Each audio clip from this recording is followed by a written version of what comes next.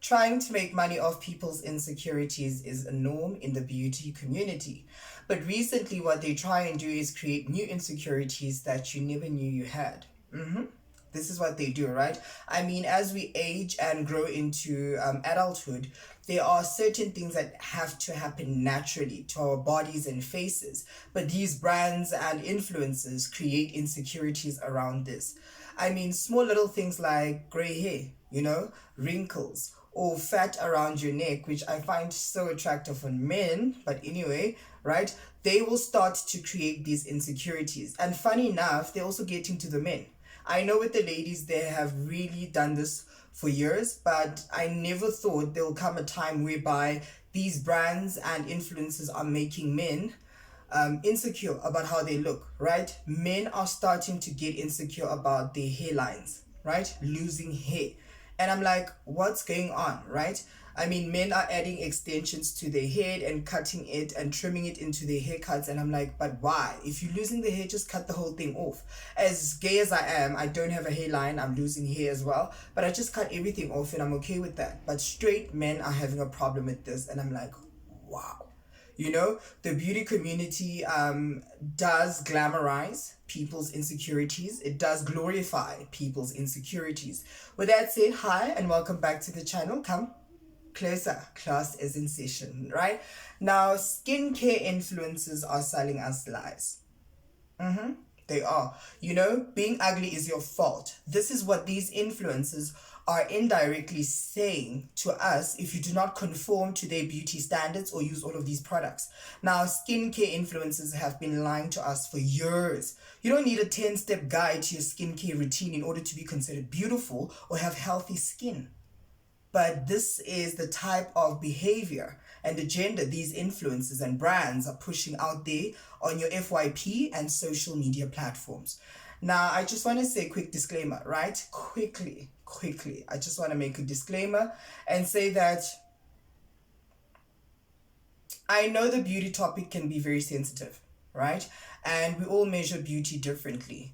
So with that said, I will try my best not to offend anyone and hurt anyone's feelings, right? But I won't lie to you. The best beauty one can embody, in my opinion, is the intrinsic value, the intrinsic self, right? Having manners, being considerate, being nice, being kind, how a person thinks, how a person carries themselves. That for me, I find that very attractive. I'm not gonna lie, I don't care how you look. If you can respect the next person, if you can speak properly to the next person, that for me is attractive, right? Now, physically, I do believe that it's important to look put together. I won't lie, but you don't need to break the bank in order to look put together, right? You don't need to wear your Balenciagas of the world, your Louis Vuitton, Chanel's. No, a good t-shirt with the jeans and you're good to go. You get what I'm saying? For someone who's chilled around a lot of drop dead gorgeous people, I won't lie, sometimes these people do have ugly attitudes. They are mean for no reason, and automatically this makes them less attractive despite being naturally beautiful. I've also hanged around people who are considered conventionally unattractive by society standards, but have hearts of gold and are well-rounded people, which makes them automatically attractive, right? So with that said, beauty is very subjective, right? We all can't just follow the same rules, the same stereotypes and standards when it comes to beauty, because I find that beauty is not about looks. Really, for me, I'm being honest with you guys. Like, you can look handsome, you can look beautiful, and I'm just there thinking, if I can't have a conversation with you, you're not gonna rock my world. I'm just saying. Now, anyway, let's get into this video. Skin routines are becoming a thing in the influencing industry, or they are already a thing, right? From religiously following morning skin routines, afternoon skin routines, evening skin routines, because people are now using multiple products to get the flawless, radiant glow that everyone wants, and people are willing to go through extreme measures to get this glow. Yes, I'm talking about chemical peels. I'm talking about skin lightening products. I'm talking about supplements. Yes, supplements that they take in, which apparently it helps them glow from the inside out. Now, the beauty topic is very broad. I won't lie to you. And there are people who are struggling with serious skin issues and difficult medical issues to keep their skins healthy. If you are experiencing this and if you are going through all of this, I do recommend that you consult with professionals, people who are going to give you proper advice. Do not sit on TikTok and listen to these influencers and use the wrong product on your skin. You might just damage your skin and get yourself into trouble, right? With that said, skincare influencers have been lying to us for years, right?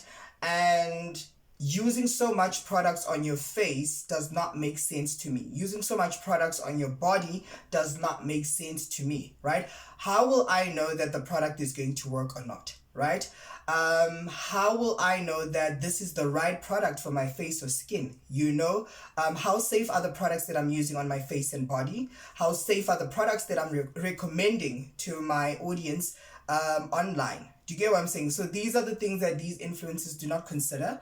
And you as a subscriber and follower, you do not ask yourself these questions to say that if this influencer is saying I should use this or this is a good product, how sure is everything that they're saying, right?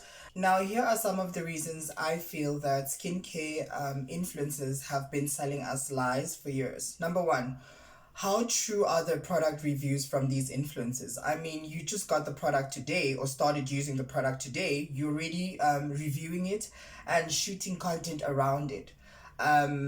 You've never mentioned to us as your followers and subscribers that you're using this product, and all of a sudden you're reviewing it, right? And how true is your review, or are you just chasing a bag, right? And you could be just misleading us as your audience. The second thing is rage bait content. This is when influencers use a lot of product at once, right? I mean, I get so confused because, to be honest, I just use normal soap and I put nothing on my face and just use normal lotion and I'm good to go, right? Now, if I see influencers use more than 10 products on their faces and bodies, I'm like, what are you trying to achieve and what's going on?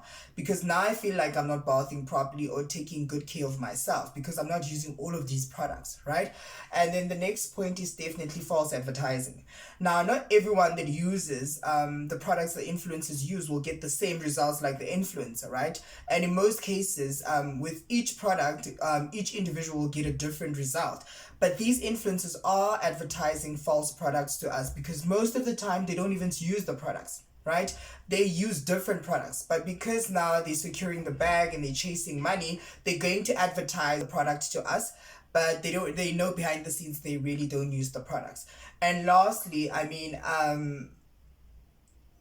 advertising skincare products while having makeup on. That for me never makes sense. And one of our biggest celebrities in the country did this, and people called her out to say, but you have full blown makeup on. But you're advertising like a cleanser. How's that possible? You know what I'm saying? So those little things we need to start paying attention as subscribers and followers because influencers get away with a lot, right? And because we love them, we don't really pay attention and we don't call them out. The last thing I want to talk about is the toxic glow up culture, right? Now, teen girls, yes, young little girls and young women are pressured into looking extremely beautiful while they are still in their development stage, and that never makes sense for me, right? It never makes sense to me to say, how can society put so much pressure on women to look a certain way? I mean, it's okay to have pimples. It's okay to have black spots. It's okay to not have the latest iPhone. It's okay to not have hair. It's okay to not put on makeup, right? That does not make you less pretty. That does not make you less of a woman.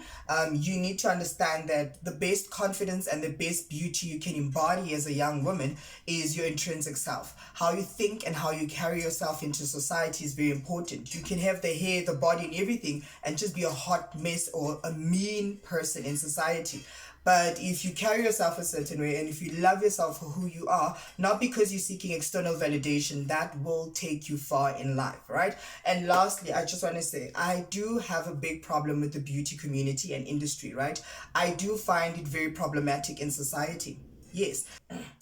I do feel that the beauty community promotes high beauty standards that are not realistic in society, and they pressure women, and they are indirectly saying to women that they are not beautiful, they're not pretty. I mean, how many products have you used over the years that really worked on you? You know, how many waist belts did you buy, but your waist is still the same, you know? So there's a lot of lies and hidden agendas behind all of these products and these narratives that these brands and influencers are pushing. And the next video, I'll be discussing that, right? So please don't forget to subscribe, like, comment, and share. And hopefully, I'll see you on the next one. Bye, guys.